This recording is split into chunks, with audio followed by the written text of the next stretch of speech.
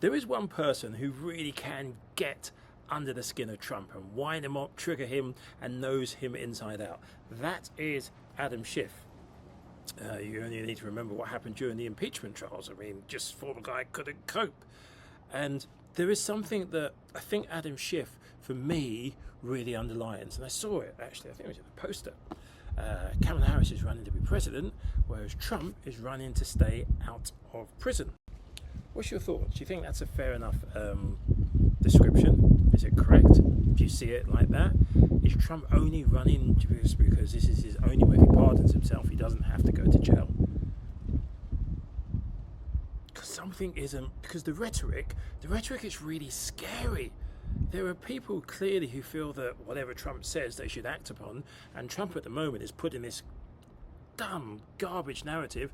The election's going to be fixed, it's going to be stolen. The last election wasn't stolen. It really wasn't. In fact, they actually say there was less election corruption and all that nonsense than any other previous election. But obviously, for those who want to believe that he's the saviour, I suppose they are down that rabbit hole. So the question I would ask, before we hear from Adam Schiff, do you think, and you can be honest here, do you think Trump is just running so he can become president and pardon himself and stay out of jail? Should he be found he's been found guilty, but should he be sentenced in any of these judgments which are inbound? There was a lot of strange things in that post, including donors. I'm not sure who he's targeting. We'll leave that aside. But he goes directly after election officials, people who administer our elections. As you well know and have talked about, there's problems recruiting. People are dropping out from doing that. We need that for our elections to take place. How can this? There's no consequences for Trump. So how can this be? How do we combat this? Well, I think he's doing a couple of things. First of all, he starts out that quote with the big lie. Mm-hmm. I'm going to lie again about the last election, so here I go. And then the second thing he says is, I'm going to lie about the upcoming election. And if I somehow succeed, I'm going to go after everyone who was trying to do the right thing, trying to conduct a free and fair election. If they're getting in my way, I'm going to go after them. And this is not an idle threat. If we think back to Ruby Freeman and Shay Moss, these election workers in Georgia who had their lives absolutely turned upside down, had to endure death threats, had to leave their own homes, had to essentially set aside their own business.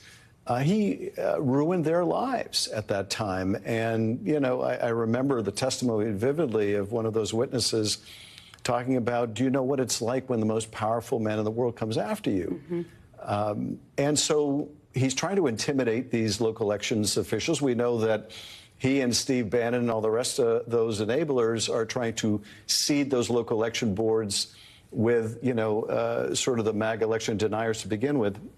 So the threat has to be taken seriously. But I think the other element of it is, look at me, America. Mm-hmm. I'm going to say something crazy again because Kamala Harris is getting too much attention. Mm. So it's a plea for our attention. I think that's a big part of Donald Trump as well.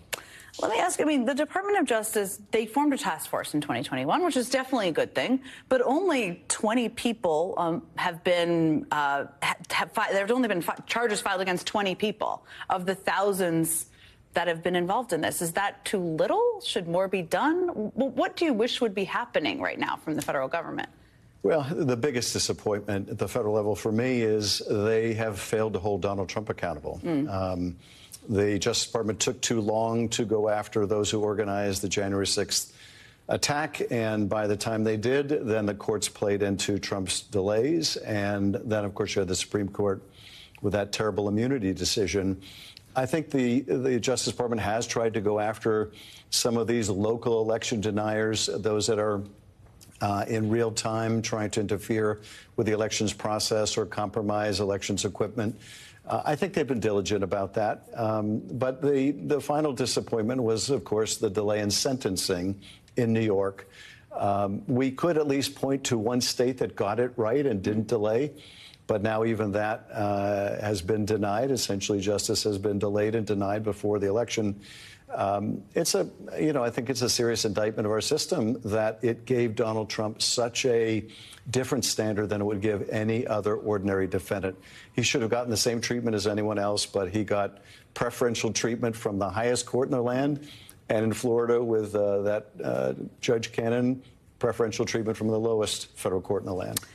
Because you said you were disappointed, and I've been thinking about this, and I'm sure not even as much as you, I mean, the November 26th date could be right smack in the middle of a period of time, if Harris wins, where Trump is challenging the outcome and trying to stir up support for that. Do you worry about that timeline? Well, I worry about that timeline for the reason you mentioned. I also worry about it because the Supreme Court has showed every willingness to interfere in any prosecution of Donald Trump. I think when the Supreme Court in that immunity decision said that what a president says and does in his official responsibility can't be used as evidence against him, even in a trial about purely personal conduct, I think that was the Supreme Court's way of reaching into that New York case and trying to mess with it. So I worry about it from that perspective, that he may successfully appeal and once again delay or deny justice. But of course, we all have to be concerned with that period of time between the election and when the joint session of Congress meets, because if it's a close election, and maybe even if it isn't a close election, Trump now has even more reason to contest the results, not because of any problem in the election system, but because he fears he's going to go to jail. If he's not in a position to make these prosecutions go away, he may be going to jail. And that means, I think, for him, any limits are off. He will use whatever device, lie, cheat, employ violence or encourage it.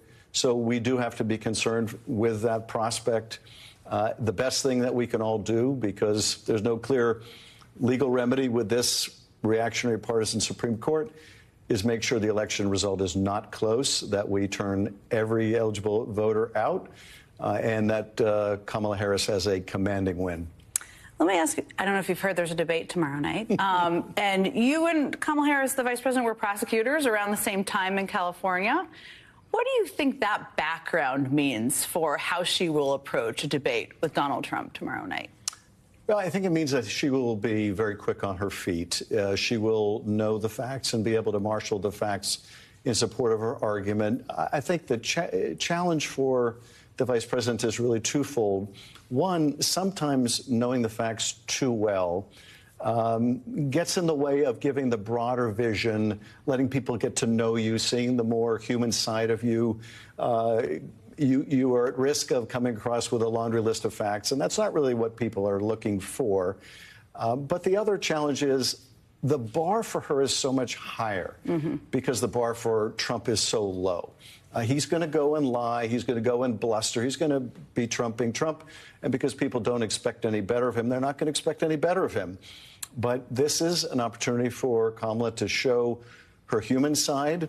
At the same time, she's got to hold him accountable for his lies, to show a sense of humor if the questions yield to that, and to put him in his place if he is being obnoxious. And that's a lot to accomplish. That's a lot. I wouldn't be able to sleep tonight if I were. But thankfully, the Supreme Court and Trump have decoupled abortion, right? It's not a national issue anymore. I've said this several times before. There's a lady called Jessica Tarlov who's on The Five on Fox, and I don't know where she gets her resilience from, her patience.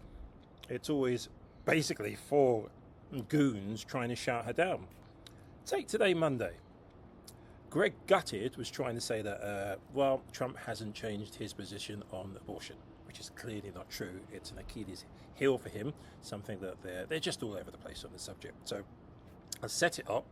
Just watch how Jessica, she does it so well.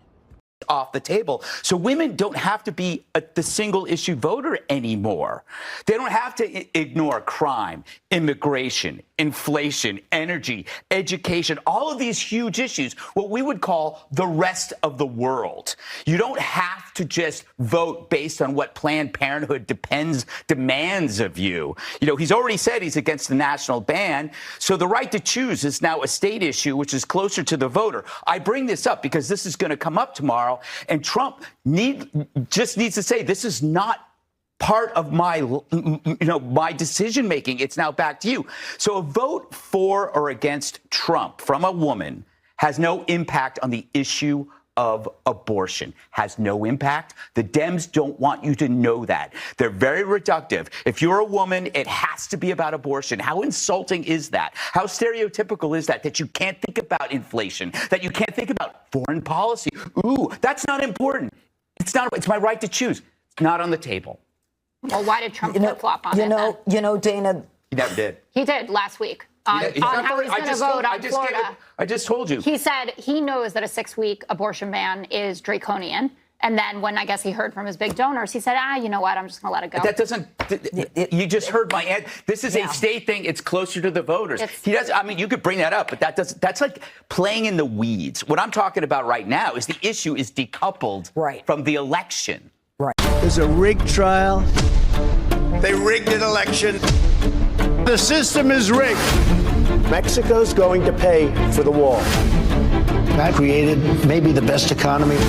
The virus that goes away in April with the heat. November 5th is going to be the most important day in the history of our country. There's a great degree of racism involved here that we don't talk about enough. Trump's coalition is 85% white in a country that's 59% white. And people, when I say that to my old Republican friends, they go, so, okay, Stuart, you mean everybody who voted for Trump was a racist? It's like, no, but it means that everybody who voted for Trump, there was something more important to them than having a racist as president, because you can't deny that Donald Trump is a racist. And I think that the party has become driven by this white grievance and this anger. And it's really at war with the future. This is a party that gets in a fight with Nike over Colin Kaepernick, gets in a fight with Disney. I mean, this is just a rejection of the world as it is. And it's so different from the Reagan era, where I was drawn to the party, which was optimistic. When to be born in America, you won life's lottery. To be born in Trump's America, you're a victim. You're a sucker. There are these powerful forces out there that take advantage of you. And I think that that is a complete reversal of what it means to be an American.